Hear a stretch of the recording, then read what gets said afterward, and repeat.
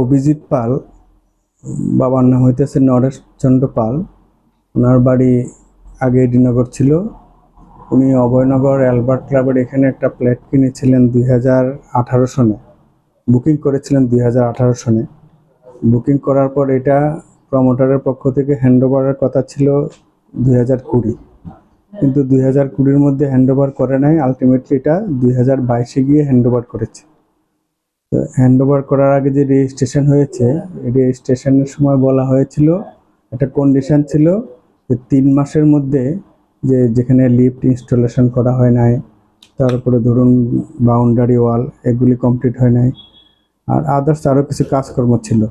তো এইগুলি 3 মাসের মধ্যে কমপ্লিট করে দেবে যেদিন সেল ডিড করা হলো ওই দিন থেকে।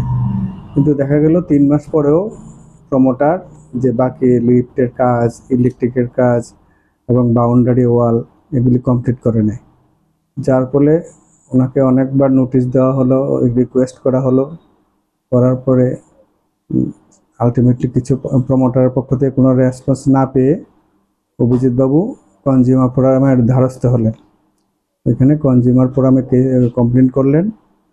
করার পরে নোটিশ ইস্যু করা হলো সুব্রদীপ মজুমদার প্রমোটার, ওনাকে ভোক্তা আদালত থেকে নোটিশ করা হলো। কিন্তু উনি নোটিশ পেয়েও হাজির হয়েছেন, কিন্তু গুরুত্ব দেয়নি।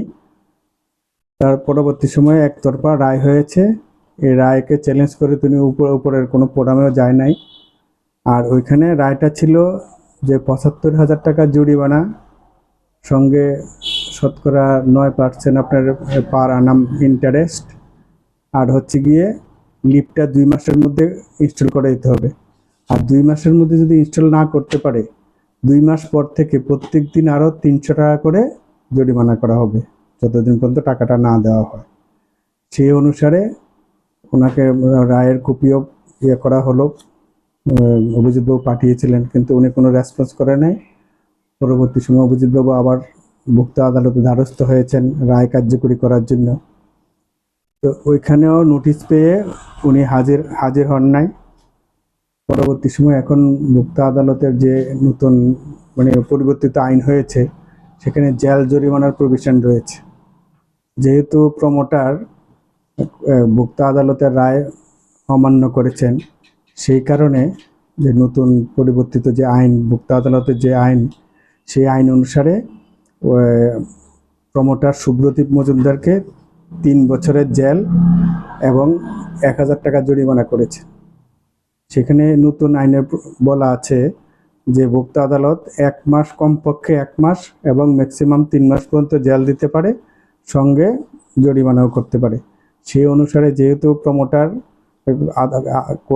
ভোক্তা আদালতের আদেশ অমান্য করেছে, তার পরিপ্রেক্ষিতে এখন জেল এবং জরিমানার প্রভিশন করা হয়েছে, ওরা অর্ডার দেওয়া হয়েছে। আশা করি শীঘ্রই সেটা কার্যকরী হবে।